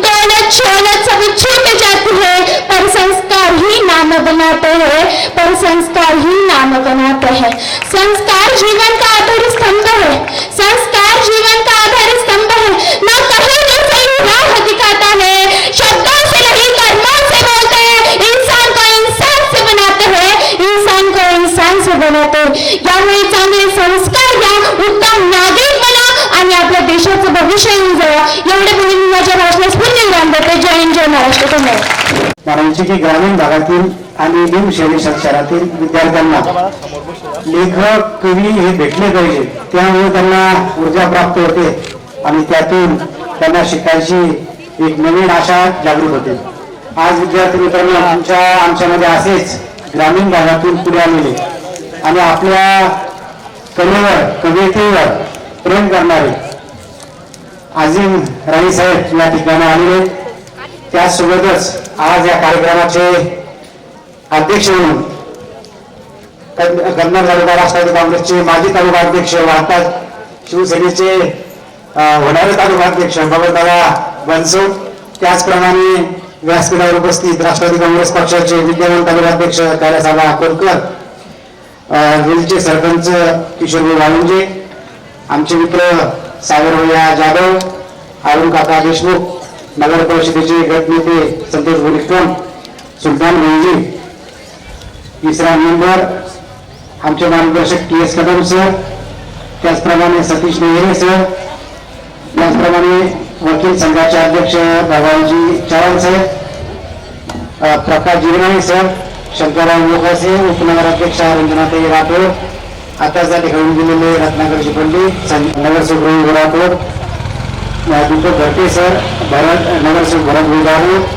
पाणी पुरवठा सभापती आरिफ शेख, माजी नगरसेवक आदर भाईजी, नगरसेवक सुधाकरजी देवकर सर, याकूब भाई, नगरसेविका सोनमताई देनाडे, नगरसेविका मनीषाताई ढोळस, नगरसेविका वर्षाताई काटे काकरवाल सर, त्याचप्रमाणे परीक्षक म्हणून लाभलेल्या दक्षताताई रुपालीताई थोरात, त्याचप्रमाणे शंकररावजी मोकाशे या ठिकाणी उपस्थित कर्मवीर काकासाहेब देशमुख शाळेचे DP Chaudhari sir, Sirsat sir, Aryan Patil sir, RS Gore sir, PD Dagade sir, Thete sir, Nikam sir, Patwe sir, धाकटी madam Walunje sir, Raigad sir, Wakale sir, त्याचप्रमाणे आजूबाई महाविद्यालयाच्या मुख्याध्यापिका देशमुख मॅडम, ऑफिसर्स मिशन अकॅडमीचे पांडुरंग राठोड सर, अंकुरजी जाधव, उपस्थित सर्व शिक्षक चुकूनकरांचे नाव राहिलं असेल त्यांची माफी मागतो सर्व. त्याच या ठिकाणी आताच आलेले सेवानिवृत्त पोलीस निरीक्षक GB धनवे सर, त्यांचा सत्कार आणि कोले करतील. आणि उपस्थित विद्यार्थी मित्रांनो, आज आपले जे प्रमुख पाहुणे आलेले हे अत्यंत चांगल्या शिकवे उर्दू, हिंदी आणि मराठीमध्ये त्यांच्या अनेक कविता मी स्वतःहून ऐकलेल्या आहेत आणि तुमच्या सर्वांच्या भेटीला ते आलेले. या कार्यक्रमाचा उद्देशच आमचा असा आहे की विद्यार्थी मित्रांपर्यंत कवी, लेखक, चांगले वक्ते यांचं हे थेट आले पाहिजे, त्यांच्याशी संपर्क झाला पाहिजे. आणि आजचे जे वक्ते हे ग्रामीण भागातून आलेले, मी अनेक वेळेस त्यांना ऐकलेले, त्यांच्यातील प्रतिभा ही ऐकण्यासारखी आहे. आणि एका प्रतिभावान कवीचा या ठिकाणी आमच्या या ठिकाणी वडिलांच्या स्मृतिदिनानिमित्त आले, त्याबद्दल मी त्यांचे मनापासून आभार व्यक्त करतो. आलेल्या सर्वच प्रमुख पाहुण्यांचे पुन्हा एकदा मनापासून आभार व्यक्त करतो. धन्यवाद. कोले यांचे 8व्या स्मृती दिनानिमित्त त्यांना मी अभिवादन करतो. व वेळ खूप झालेला आहे, विद्यार्थी खूप वेळापासून बसले असं तात्काळ त्यानंतर वक्ते खूप बोलायचे बाकी आहे, तर थोडक्यात मी 2 शब्द बोलेन. काकांबद्दल सांगायचे झाले तर काका या तालुक्यामध्ये एक प्रसिद्ध, जिल्ह्यामध्ये प्रसिद्ध व्यक्तिमत्व. माझे या तालुक्यामध्ये 2 गुरु, स्वर्गीय किसन काका गोले व स्वर्गीय Krishnaji Kashinathrao Jadhav sir, KK Jadhav sir. या 2 लोकांच्या सानिध्यात मी फार दिवस राहील. माझ्या स्वतःच्या जीवनात जे काही आज मी आहे ते या लोकांचे विचार, या लोकांची मला त्या काळात मिळालेली साथ, या लोकांमुळेच मी जे काही करू शकलो जीवनामध्ये थोडंफार ते यांच्या मार्गदर्शनाने करू शकतो. काय झालं सर किंवा सांगायचं एक तुम्हाला किस्सा सांगतो. माझ्या कॉलेजवरून काळात माझ्याकडून एक घटना घडली आणि त्या घटनेमुळं झालेल्या गोष्टी मला एक महिना हर्सूल जेलमध्ये जावं लागलं. हर्सूल जेलमध्ये जावं लागलं, वय कमी होतं आणि अनुभव नव्हता जेलमध्ये जायचा. पहिली वेळ जायची, त्याच्यानंतर 2-3 वेळ गेलो. पहिल्या वेळेस जे झालं ते गेल्यानंतर मग थोडी कमी होती. जवळच आता पहिल्यांदा टाईम कडक होती. वडिलांनी सांगितलं तर तुला झटणार, तू काय करायचं कर. वडिलांना काही मला त्यावेळेस साधत केली नाही, तू तुझं निपट. त्यावेळेस मला जर कोणी साथ दिली तर मला भेटायला फक्त 2 लोक आले, एक केकेदार सर आणि काका. तेव्हा मला भेटायला आले. दोघांनी मला इतकी हिंमत दिली की तू घाबरू नको, तुला अशा त्यांच्या पद्धतीने आर्थिक मदत केली, वकिलाला पैसे दिले, आपलं केलं आणि मला सोडून आणलं. सोडून आल्यानंतर केकेदार म्हणे आता मी भांगडी करू नको, मला भेट पडू नको. पण काका मला त्या भांगडीकर ताण घेऊ नको, परत येईल. काय होत नाही व्यवस्थित. जो माणूस भांगडी करील तोच मोठा होईल, असं काकाचं मला त्यावेळेचं मार्गदर्शन. काका म्हणजे जिद्द, काका म्हणजे चिकाटी, काका म्हणजे अष्टपैलू खेळाडू.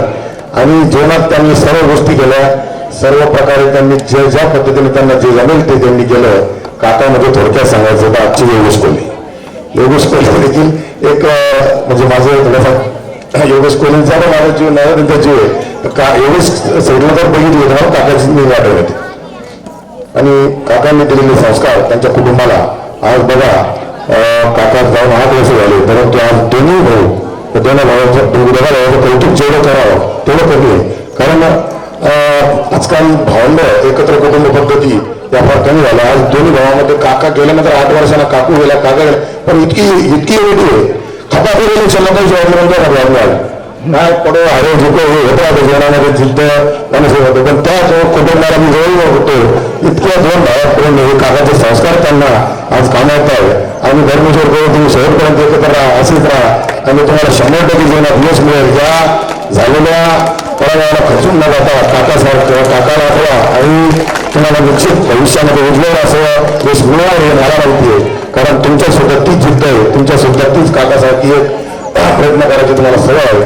आणि या सर्व विद्यार्थ्यांना सुद्धा सांगतो की काकाचा एक वाक्याला मी सांगेल की एक काकाचं जीवन चरित्र पुस्तक म्हणजे त्यांचं जीवनपट हा कसा आहे यावर एखाद्या चांगल्या मार्गामध्ये पुस्तक छापा आणि विद्यार्थ्यांना त्यांचं आदर्श मिळेल या पद्धतीने आपण त्यांना एक पुस्तक छापा शाळेत वाटा शाळेमध्ये सगळ्याच ठिकाणी प्रसिद्ध करा अशी मी आपल्याला विनंती करायला. मी थोडंसं आता वक्त्यांना जास्त गरज असल्यामुळं माझे 2 शब्द भाषण आवडतं घेतो व इतकंच सांगेल तर काका माझ्या आयुष्यात एक आदर्श व्यक्तिमत्व होतं आणि त्यांच्या जीवनात त्यांची निघून मला ज्या वेळेस माझ्या वाटेचं नाही निघून नव्हतं का वाक्य मला फोन करतो काय बाबा एखाद्या प्रॉब्लेम तयार झाला का किशोर मला सांगता काकाने काय विचार केला असतो. मग आमची काही चर्चा होती. मग काकाने काय विचार केला असतो ती मला विचारतो. म्हणजे माझं काकाचं सानिध्य किती असेल याच्यावर तुम्हाला सांगू का काकाने मला खूपच जीव लावलेला आहे. सगळ्याच गोष्टीमध्ये मदत केलेली आहे. पहिल्या वेळेस मी ज्यावेळेस सरपंच झालो, सरपंच म्हणजे माझ्या करिअरची सुरुवात होती 2010ला. तर त्यावेळेस किती वेळेस सरांनी काकानेच मला साथ दिली. तर त्यावेळेस माझं पॅनल पूर्ण निवडून आलं आणि माझी सीटं पळून गेली. सीटं पळून गेलं तर माझी म्हटलं 4च सीटं. मग काकाकडे बसून काय करायचं. काका म्हणतात सांग अविश्वासा. तर काका मी अविश्वासानंतर 6 नंतर सरपंचच झालो. म्हणजे माणसाची जर त्यावेळेस काका बोलले बा तुमची जर समजा इच्छाशक्ती जर मजबूत असली तर ती गोष्ट तुम्हाला मिळते आणि ती मिळवण्यासाठी तुम्हाला प्रयत्न करावा लागता. हारून थकून जमत नाही. हे सर्व विद्यार्थ्यांनी सुद्धा लक्षात घ्यावे. सर्वांना त्या ठिकाणचे बऱ्याच वक्त्यांना बोलायचं मला आयोजकांनी या ठिकाणी बोलायची संधी दिली त्याबद्दल सर्व आयोजकांचे मी आभार मानतो. व या ठिकाणी उपस्थित सर्व व्यासपीठ असंच मी नाव दिले. सर्व लोकांचे सर्व आलेले व्यक्तिमत्व इथे आलेले आहेत. सर्वांचे नाव घेणं शक्य नाही.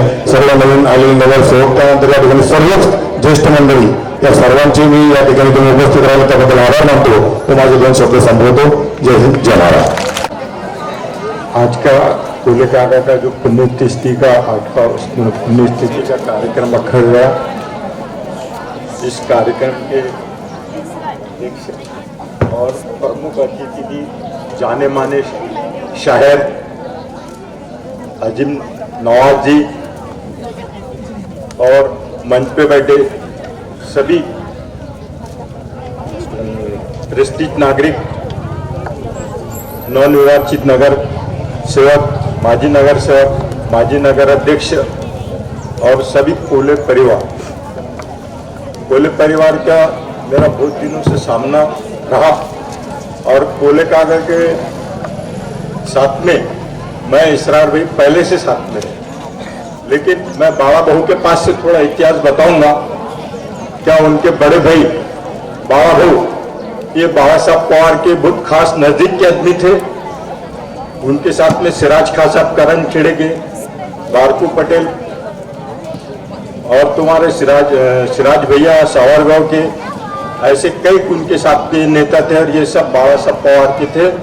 और बाबा बहू जो कांग्रेस के पहले से थे तो आखिरी तक कांग्रेस के रहे। उसके बाद में भागन सेठ का नंबर आता, वो जनता दल में थे तो आखिर तक जनता दल में रहे और जनता की सेवा करी। कोले काका आए, मिलिट्री का काम करते थे, वो कई लोगों को रोजगार देने का काम किया उन्होंने, कई बच्चों को नौकरियां को लगाई और कोई भी आया कोई संकट में आया उसके वास्ते खड़े रहते थे। कोले काका बाद में शिवसेना में आए, तालुके के अंदर शिवसेना का कोई खाता खुले हुआ नहीं था। काका ने जिला परिषद की पहली सीट जो है तो शिवसेना की औरंगाबाद जिले में कन्नड़ तालुके के अंदर लाई। उसके बाद में नगर सेवक वो शिवसेना से बने, बाद में तीन बार नगर सेवक रहे, हम साथ में रहे, कांग्रेस कमेटी के तालुका अध्यक्ष रहे। और काका का इतना जनमत था, वो जो है तो कोई भी एक पीरियड ऐसा था क्या रामराव ना किसका भी काम हो वो तुरंत तहसीलदार के पास जा, हवाल कर जा, बोल चाल कर। उसके बाद में कोई नेता था तो किशन काका कोले था, जो कोई भी उनके पास में आगा खेड़े पाड़े का ना चलते अधिकारी कड़ाता जो का काम करत नाही, अधिकारी को घोडे लगा देणं काय पगार घेता काय इतक्या मजदूर माणसं येतात तुम्ही काम करत नाही, हे नाही ते नाही, असा दिलदार माणूस होता, रोखठोक बोलणारा चांगला माणूस होता। आणि माझे त्यांचे इतके संबंध आले काय सांगायला मला शब्दच नाही। इतका तळपदार माणूस, कुठल्या प्रकारचा भेदभाव नाही, काही नाही, सगळ्याला घेऊन चालणारा माणूस, हयात ले चलो कायनात ले चलो, ले चले तो सारे जहां को साथ ले चलो, ऐसा पट्टा था। और आप सब बच्चों और उसी तरह संतोष भाऊ, योगेश भाऊ ये भी अपने मन में कोई द्वेष नहीं रखते। संतोष भाऊ तो ऐसा हीरा आदमी है कि कोई भी सबको हाँ बिल्कुल ना आई इतनी मुंह में शक्कर ही है। हमारे योगेश भाऊ के है कोले काका जैसी दौड़ बताए, बराबर बताए, सही बताए।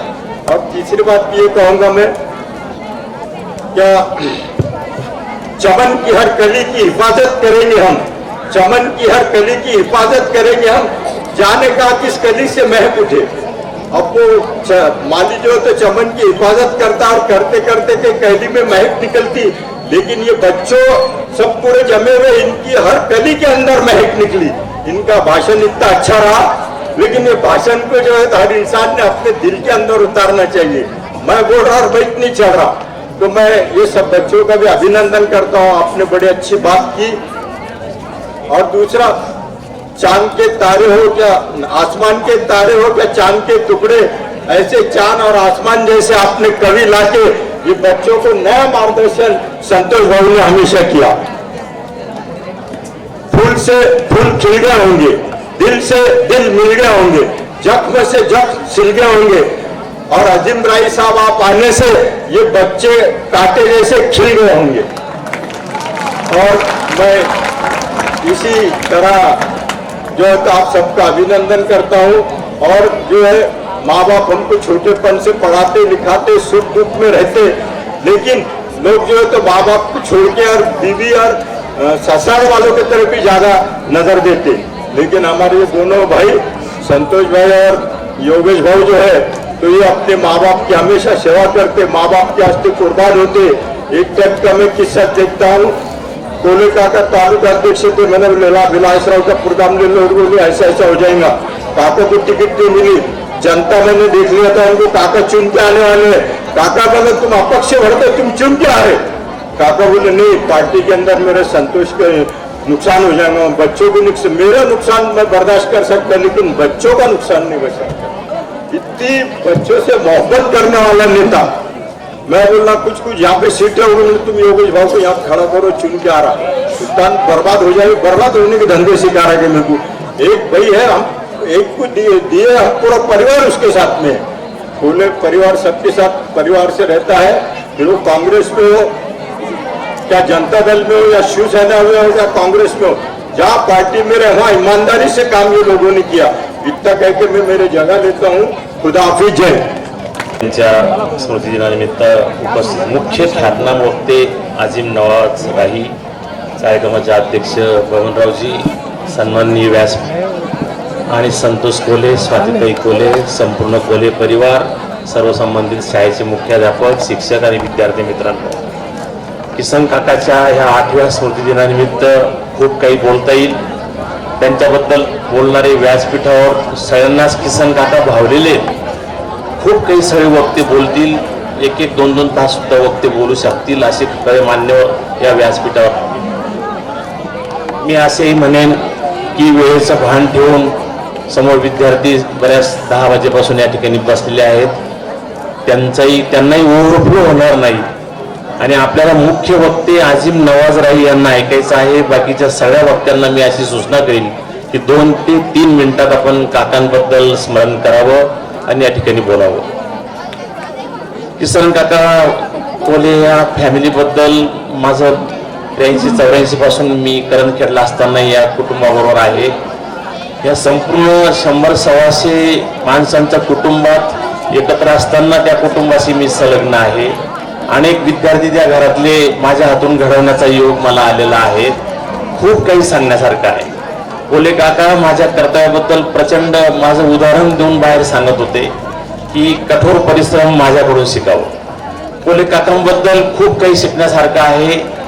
त्यांनी जे काही उभं केलं, या तालुक्यामध्ये हजारो विद्यार्थी, तालुक्याच्या बाहेरचे हजारो विद्यार्थी त्यांनी भारतीय लष्करात लावले, अनेकांना रोजगार दिला. काकांनी फार मोठं काम केलेलं आहे.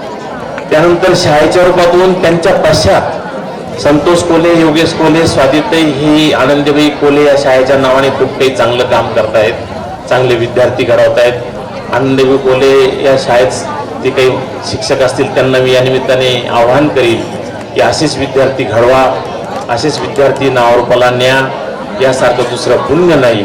स्वर्गीय काकांना आदरांजली व्यक्त करून मी माझे 2 शब्द संपवतो. या कार्यक्रमाला आवर्जून उपस्थित असलेले ख्यातनाम वक्ते आजिम नवाज राही साहेब यांना आपल्याला सगळ्यांना ऐकायचंय. तर व्यासपीठाचं नाव न घेता कार्यक्रमाचे अध्यक्ष माझे मार्गदर्शक आदरणीय बबनदादा बनसोड आणि संपूर्ण व्यासपीठाला नतमस्तक होतो. आणि विद्यार्थ्यांना विनंती करतो की तुम्ही आत्ताच, अजून तर मुख्य वक्त्याचं भाषण व्हायचंय, तुम्ही आत्ताच अशी चुळबुळ करणार आहे तर कसं होणार. सगळ्यांनी ताट बसा. कारण संत कबीर म्हणतात की किए बिना कोई काम आसान नाही होता और सहे बिना कोई इंसान महान नाही होता.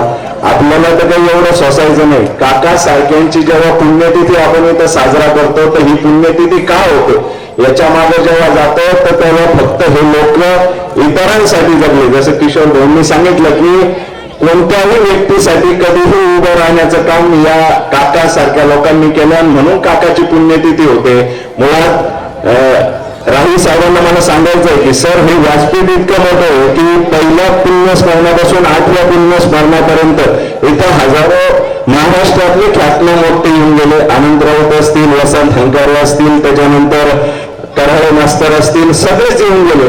आणि कोण वक्ता यावेळेस येणार याची कायम आज सगळ्यांना लागलेली असते आणि ते भाग्य आज तुमच्या वाट्याला आलेले. निश्चित आजही तुम्ही विद्यार्थ्यांना त्याच पद्धतीने मार्गदर्शन करून अतिशय चांगल्या रीतीने खेळून ठेवाल अशी आशा बाळगतो. त्याचप्रमाणे कोले परिवाराबद्दल सांगायचं तर आदरणीय संतोष भाऊ आणि योगेश भाऊ आणि आमच्या कोले मॅडम आणि सगळे भावंड आणि बहिणी हे आपल्या परीने कोले काकांनी दाखवल्या मार्गावर अतिशय चांगल्या रीतीने मार्गक्रमण करतायत. जसं की ईश्वर यांनी सांगितलं की योगेश भाऊचं त्यांच्यावर प्रेम आहे, पण तसं नाहीये. कोल्हे परिवारावर पूर्ण कन्नडचं प्रेम आहे हे आम्ही प्रत्येक वेळेस दाखवत आलेलो आहे. म्हणून त्यांचं कायमच या कन्नडवर राज्य राहिलेलं आहे. आताही थोड्या परिणामात ते हुकलेलं जरी असलं, पण भाऊ मनके जीती जीत है, मनके हारे हार, हार गए जो तुम मेरे उन पर है धिक्कार. तुम्ही लढले आणि असे लढले की समोरच्याच्या विजयापेक्षा तुमच्या अपयशाची जास्त चर्चा झाली, त्याच्यामुळे तुम्ही हरलेले नाही. येणारा काळ हा सुवर्ण आहे, त्यात ती मात्र शंका नाही.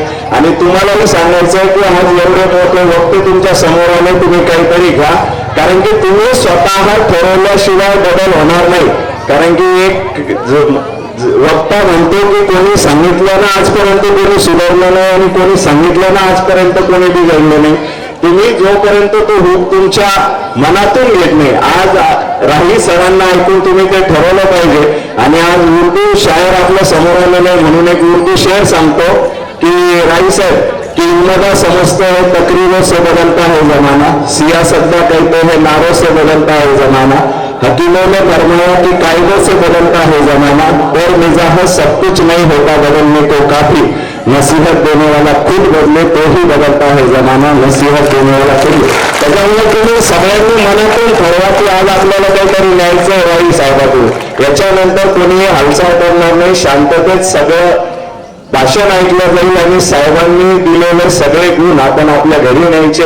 निश्चित जर का याच्यानंतर कोणी चूक केली तर आई साहेबांनंतर त्या व्यक्तीला भाषणातून त्यांनी काय काय घेतलं याच्यावर 5 मिनिटं बोलण्याची संधी दिल्या जाईल. त्याच्यामुळे सगळ्यांनी परत एकदा राई साहेब संपूर्ण व्यासपीठ इथं आलेले, जाता जाता फक्त कोल्हे परिवारासाठी एवढंच म्हणतो की देख नेते हात तयांना निर्मितीचे डोळे, सुंदराने बनवलेले मंगलाचे सोहळे. असे मंगलाचे सोहळे या कन्नडवासियांच्या कोल्हे परिवाराच्या आणि सगळ्यांच्याच आयुष्यात काकांच्या आशीर्वादाने निर्माण करण्यासाठी तुमचे हात वापरले जातील अशी ईश्वर मी प्रार्थना करतो म्हणून माझी धन्यवाद. स्वर्गवासी किसन काका कोल्हे यांना इनामदार असं अभिवादन करतो. व्यासपीठावर व्यासपीठ कार्यक्रमाचे अध्यक्ष माननीय बबनदादा बनसोड, आदरणीय व्यासपीठ, विविध जमलेले सर्व माझे विद्यार्थी मित्रांनो, आज खरंच धन्य वाटलं की विद्यार्थ्यांना जे 2 विषय दिले होते, व्यसन आणि संस्कार, या दोन्ही विषयावर विद्यार्थ्यांनी खूप असं चांगलं आपलं मत व्यक्त केलं. मला खरंच विद्यार्थ्यांना वाटतं तुम्ही जे मत व्यक्त केलं फक्त तुम्ही ते जीवनामध्ये अंमलात आणावं हीच आपल्याकडून अपेक्षा करतो. आपण जे मत व्यक्त केलं ते मत जर आपण खरंच आपल्या जीवनामध्ये अंमलात आणलं तर हीच खरंच किसन काकांना खरं इनाम अभिवादन म्हणून आपल्याकडून हीच आपल्याकडून अपेक्षा व्यक्त करतो. किसन काका आणि मी काँग्रेसमध्ये सोबत काम केलेलं होतं. किसन काका अध्यक्ष होते, मी उपाध्यक्ष होतो. काकाची काम करण्याची पद्धत, काकांचं जनजागृती, ग्रामीण भागाशी असलेली नाळ हे काकांचं काम होतं. कोणताही ग्रामीण भागाचा माणूस कन्नडला आला म्हणजे तो किसन काकाकडे जाणार. कोणतेही काम असो किसन काकाकडे गेलं म्हणजे ते काम पूर्णत्वाकडे जाणार. ही ग्रामीण भागाची एक नाव होती. किसन काकाकडे कोणी पैसे असो नसो, त्याला गाडी भेटो नाही भेटो, त्याला 2 खोल्यावरच्या काय रुक्याने होत्या त्यांचा मुक्काम किसन काकाकडे असायचा. काकांनी ग्रामीण भागाशी नाळ असल्यामुळे ग्रामीण भागाचे विद्यार्थी शोधून, ज्यांना कोणीच विचारत नव्हतं, ज्यांना कोणी पुढारीवाली नव्हता, ज्यांना कोणी नातेगोतेवाली नव्हतं, अशा विद्यार्थ्यांना आपल्या सम्राट हॉटेलमध्ये 1-1 महिन्यात ठेवून आज त्यांचा संसार त्यांचा घडवला. हे काकांना खरे काकाचं काम आहे. काकांनी एक चांगले वक्रावरचे पोरं असो, कोणी त्याला वेटर असो, या पोरांना आज मिलिटरीमध्ये नोकऱ्या लावून त्यांचा प्रपंच घडवला. त्यांची दुसरी पिढी आज एक आदर्श झाली. याचं सर्व श्रेय काकाला जातं. काकाने खूप असं काम केलं. काकावर बोलण्यासारखं खूप असं आहे, पण विद्यार्थ्यांना आणि आपण ज्यांचे आजचे आपले प्रमुख वक्ते अजित साहेब त्यांना आपल्याला खूप ऐकायचं आहे. त्यामुळे काकांना मी माझ्या परिवारातर्फे, माझ्या पक्षातर्फे व माझ्या सर्व गावकऱ्यांतर्फे काकाला विनम्र अभिवादन करतो. माझे 2 शब्द संपवतो. जय हिंद, जय महाराष्ट्र. काकाच्या पाऊस पोटीस विनम्र अभिवादन करून आजच्या कार्यक्रमाकरता आवर्जून असे उपस्थित असलेले प्रसिद्ध कवी अजीम नवाज साहेब, आजच्या आता व्यासपीठ खूप मोठा असल्यामुळे आता एकंदरीत सन्माननीय व्यासपीठ तसंच आज या कार्यक्रमाचं आयोजन केलं त्यांच्या आमच्यावर विशेष प्रेम असलेले आमचे संतोष भाऊ कोले, योगेश भाऊ कोले, आमच्या ताई स्वातीताई कोले व सर्व कोले परिवार,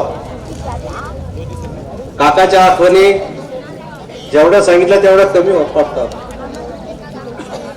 काकांचा माझा 1992 पहिला संपर्क झाला, कारण त्या काळात मी शिवसेनेत होतो. हो, मी 1986 शिवसेनेचा शाखा प्रमुख मुंडवाडीचा झालो. माझी तालुक्यामध्ये 5वी शाखा होती, तर तिथं मी शाखा प्रमुख झालो 1986. त्याच्यानंतर विभाग प्रमुख झालो, उपतालुका प्रमुख झालो आणि नंतर काकांचा सहवास मला लाभला. पुढे 1995 युतीचं सरकार आलं. युतीचं सरकार आल्यानंतर त्या ठिकाणी एक शेतकऱ्याचा एक मोठा जो असा भयानक असा कायदा केलेला होता शेतकऱ्याकरता ऊस बंदीच्या बाबतीमध्ये, तो ह्या सरकारने पहिले उठवला. त्याचा फायदा आम्ही आमच्या जवळपास या 50 खेड्यामध्ये आमचा जे इकडचा भाग होता ऊसाचा त्याच्यामध्ये आम्ही सहभाग घेतला. परंतु त्या टायमाला 1997-98 कन्नड कारखान्याची आणि आमची बैठक झाली त्या ठिकाणी. आणि त्या ठिकाणी ऊसाच्या संदर्भात आमच्या मुंडवाडी गावातच त्या ठिकाणी बैठक झाल्यानंतर भावून आमचं वार्ता जी असते जी ती बिनसली गेली. मग आम्ही आंदोलन त्या ठिकाणी सुरू केलं. आंदोलन सुरू केलं, पण कारखान्याने ते दडपण्याचा प्रयत्न त्या ठिकाणी केला. मग आता करावं काय? या टायमाला काका तालुका प्रमुख होते शिवसेनेचे. आम्ही सर्व 101 लोक निघालो आणि काकाकडे सम्राट हॉटेलला आलो. काका म्हणे, पोरांनो काय काम आहे तुमचं? म्हणलं काका असं आहे, आमचा पूर्ण ऊस आम्हाला तिकडे ग्रवळगाव कारखाना होता. या टायमाला इथं कन्नडने 500 रुपये भाव दिला आणि तिकडे आम्हाला 800 रुपये भाव भेटत होता. परंतु हा कारखाना आमचा ऊस बाहेर जाऊन द्यायला तयार नाही. तुम्ही पुढे झाल्याशिवाय आम्हाला पर्याय नाही. काका लगेच उठून उभे राहिले, चिंता करू नका, मी तुमच्या पाठीशी उभा आहे म्हणे. चला आंदोलनाला सुरुवात करा. आणि आम्ही काय केलं, तिकडनं लेबर आणलं, सर्व तोडी चालू केल्या. परंतु आता काय, कारखान्याची सत्ता होती, त्यांनी एका रात्री आमच्या 8 टोळ्या उचलल्या आणि पोलीस स्टेशन मध्ये आणून ठेवल्या. काकाला फोन केला, काका होते संभाजीनगरला.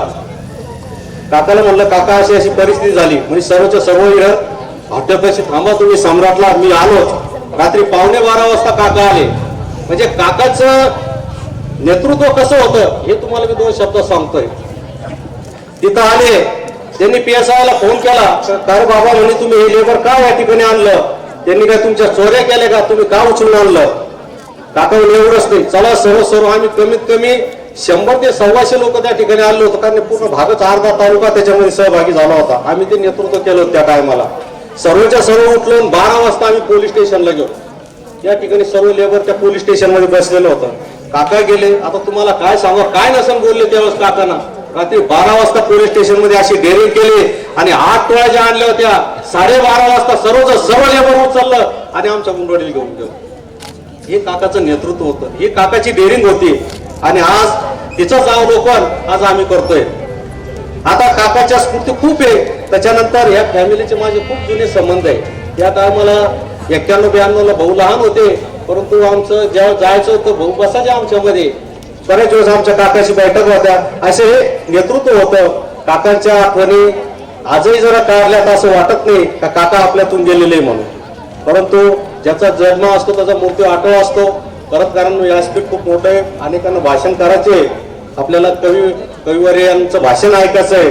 त्याबद्दल मी माझं 2 शब्द आवडते घेतो. परत एकदा आयोजकांनी मला बोलवलं, माझा मान सन्मान केला आणि परत कोले कुटुंबाचं सुद्धा या ठिकाणी आभार मानतो आणि माझे 2 शब्द संपवतो. जय हिंद, जय महाराष्ट्र.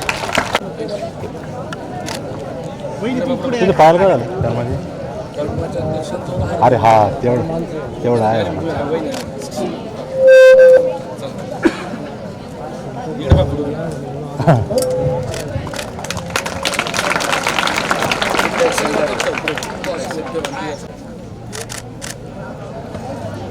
आहेत त्यातील 5व्या क्रमांकाचे विद्यार्थी आहेत समृद्धी शिवराम ढोके, अंजनेय सागर विद्यालय किशोर तोशी, अंजनेय सागर विद्यालय तोशी. मी संबंधित विद्यार्थिनी व त्यांच्या शिक्षकांना विनंती करतो की आपण समन्वय व्यासपीठावर आपलं बक्षीस स्वीकारावं.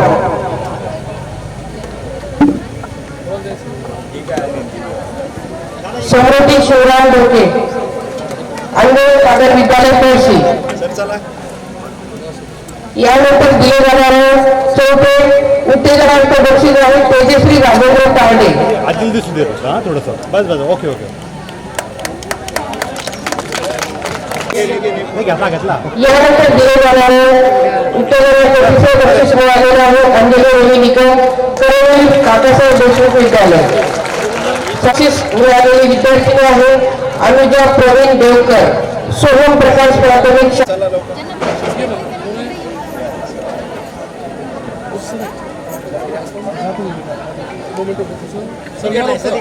उत्तेजनार्थ पहिले बक्षीस मिळालेले विद्यार्थी उत्तेजनार्थ पहिले बक्षीस मिळालेले विद्यार्थी आहे शिवराज विजय निवडे, न्यू हायस्कूल गदाला. संबंधित विद्यार्थी व शिक्षकांना विनंती की आपण समोर येऊन बक्षिसाचा स्वीकार करावा. पेशन्स ठेवलेले माझ्या किशोर ओढू दे.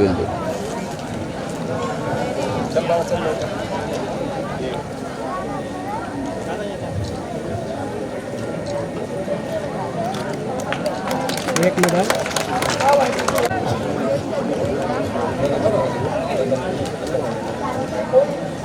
या वक्तृत्व स्पर्धेत क्रमांक 3 आलेली विद्यार्थिनी आहे तनुजा गजेंद्र पाटील, काशीनाथ पाटील विद्यालय.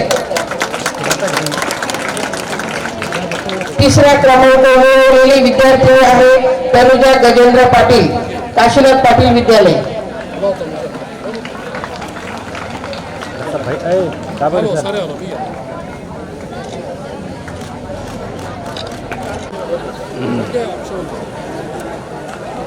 या भव्य ऑनलाईन जिल्हास्तरीय ऑनलाईन स्पर्धेत आपल्या बक्षिसाचा स्वीकार करावा. प्रथम क्रमांक आलेली विद्यार्थिनी प्रणिता प्रवीण काठा, साडेगुरुजी विद्यालय कल्याण. वादळ टिकतात असं बोलली मला वाटलं तू बसती सगळ्या स्पर्धकांना